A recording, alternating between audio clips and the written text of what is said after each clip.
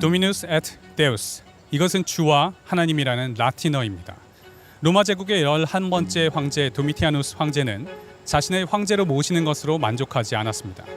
그는 자신을 신격화하여 모든 시민들이 황제 자신을 주, 하나님, 도미누스 et 데우스로 부를 것을 명령했습니다. 도미티안 황제의 악법은 하나님만을 주 하나님으로 섬기던 기독교인들로서는 받아들일 수 없는 일이었습니다. 초대교회 교인들은 황제의 신격화를 거부하였고 이로 인해 십자가형을 당해야 했습니다. 이러한 일들은 성경에도 기록되어 있습니다. 에스더서는 하나님께서 이러이러하게 말씀하셨더라와 같은 그런 직접 계시가 나오지 않는 성경입니다. 즉, 이 성경의 내러티브를 통해서 하나님께서 우리에게 무엇을 원하시는지, 하나님은 어떻게 역사하시는지를 간접적으로 깨달을 수밖에 없는 성경인 것이죠. 당시 하만이라는 고위 관료에게 모든 사람이 다 꿇어 절하는 악법이 있었으나 하나님을 섬기는 에스더의 사촌 모르드게는 하만에게 무릎을 꿇지도 아니하고 절하지도 않았습니다. 이는 당연히 하만의 미움을 살 수밖에 없었죠. 그래서 하만은 이에 원한을 품고 하루 동안 모르드게뿐만 아니라 모든 유다인들을 다 죽이고 약탈해도 된다는 악법을 제정하여 공표할 준비를 하였습니다. 이때 모르드게와 수많은 유다인들이 어떻게 했을까요? 자기의 옷을 찢고 굵은 베옷을 입고 재를 뒤집어 쓰고 대궐 문 앞에 이르러 대성통곡을 하였습니다. 이렇게 했기에 그들의 목소리가 에스더에게까지 전달이 된 것입니다. 그리고 에스더와 모르드게와 수산에 있는 모든 유다인들은 밤낮 3일을 먹지도 마시지도 않고 금식 기도하였습니다. 그 이후에 하나님의 기적적인 역사로 인하여 오히려 하만이 처단되었고 그 악법으로부터 유다인들을 보호하고 대적들을 쳐서 진멸하는 법이 동시에 공표되었습니다. 유다인들에게 사형 선고와 같았던 그날은 이제 오히려 자신들의 대적들을 진멸하는 날로 뒤바뀌게 된 것입니다. 이것이 여러분들이 잘 아시는 불임절의 시작입니다. 이 외에도 악한 왕들의 통치에 맞서 악법을 지적하고 회개를 촉구했던 수많은 선지자들은 결국 투옥되거나 순교당하기도 했습니다. 이것이 우리 기독교의 역사이고 우리 믿음의 선조들이 걸어갔던 길이었으며 십자가로 나아가는 길이었습니다. 여러분, 이러한 악법이 준비되고 있을 때 어떻게 하는 것이 하나님께서 원하시는 것이겠습니까? 그저 집에서 가만히 TV 켜놓고 손 놓고 구경만 하는 것이 우리들이 할 일이겠습니까? 아니면 모르드게와 유다인들처럼 이런 악법이 준비되고 있을 때 우리의 마음을 찢고 궁궐 앞에 나아가 대성통곡을 하는 것이 하나님께서 원하시는 일이겠습니까? 이 연합예배에 대해서 말들이 많은 것으로 압니다. 이것이 집회지 예배냐? 종교를 이용해서 정치질하면 안 된다.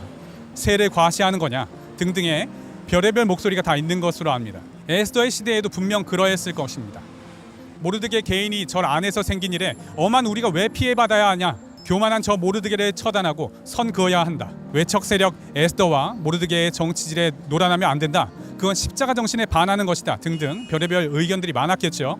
왜 없었겠습니까? 근데 왜 그런 내용들이 성경에 기록되어 있지 않을까요?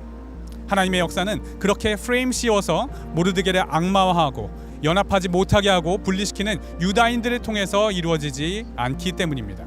하나님께서는 하나님의 영의 감동을 받은 사람들에게만 관심이 있으시며 하나님의 역사는 성경은 그러한 성령의 사람들을 중심으로 쓰여진 것입니다. 여러분, 10월 27일 날 이곳 광화문으로 나오십시오.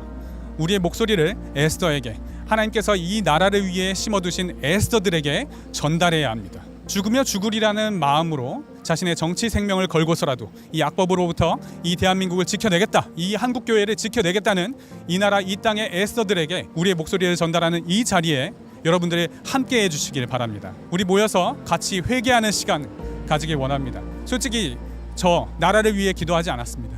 너무 안일했습니다. 우리나라같이 유교 문화권이 강한 나라에서 국민 정서상 그게 되겠어? 하나님 손에 의지하기보단 유교 문화, 국민 정서에 의지하는 마음이 컸습니다. 나라가 이 지경이 될 줄 몰랐습니다. 늦었지만, 너무 늦었지만 이제부터 기도하겠습니다. 나라를 위해 금식하며 기도하겠습니다. 주여, 우리의 죄를 사하여 주시고 이 나라 다시 복음과 기도와 말씀으로 돌아가게 하옵소서. 저희 이데닝 라이프도 함께합니다. 자신이 섬기는 본 교회는 연합 예배에 참석을 안 한다는데 참석은 하고 싶으나 혼자 가기 어색하다는 분들이 계셨습니다. 이러한 임님들을 위해서 이데닝 라이프도 함께 모여서 집회에 참여하려고 합니다. 10월 27일 연합 예배를 위한 단톡방을 개설했습니다. 단톡방 링크는 영상 설명란과 고정 댓글을 참고해 주시길 바랍니다. 우선적으로는 본교회와 함께 해주시고 자신의 본교회가 연합 예배에 참석하지 않을 경우 저희 이데닝 라이프 임님들 함께 모여서 인사 나누고 예배 참석한 후에 시간 되시는 분들끼리 담소 나누는 시간도 가져보려고 합니다. 모임 장소, 시간, 준비물 등등 기타 자세한 사항은 단톡방에서 공지하도록 하겠습니다. 그럼 10월 27일 이곳 광화문에서 뵙겠습니다. 샬롬.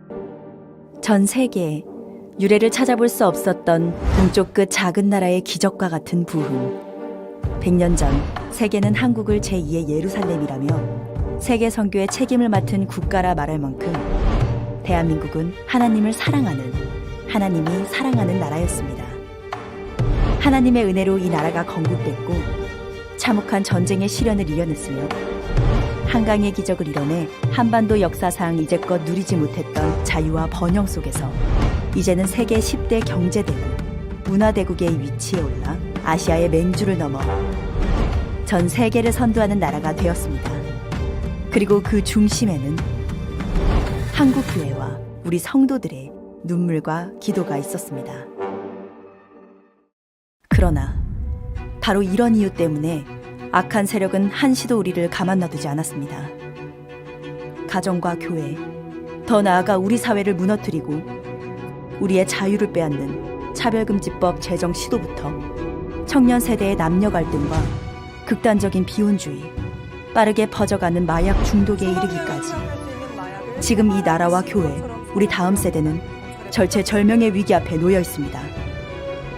7월 18일 한국 대법원은 동성 커플을 사실상의 부부와 동일한 지위에서 건강보험 혜택을 받게 하는 결정을 내렸습니다.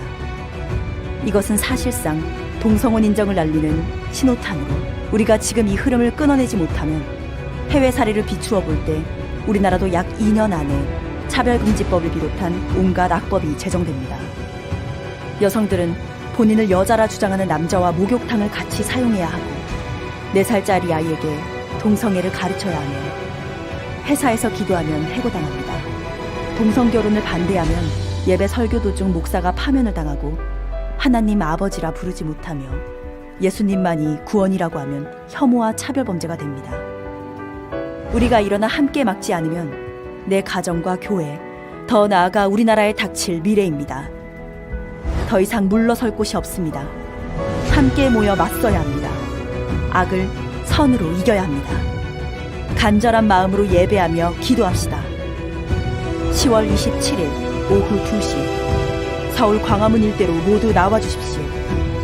성경과 교회를 사랑하는 모든 분들이 나와 하나님께 부르짖읍시다. 우리가 함께 모여 나라를 새롭게 합시다. 거룩한 복음의 역전이 시작될 것입니다.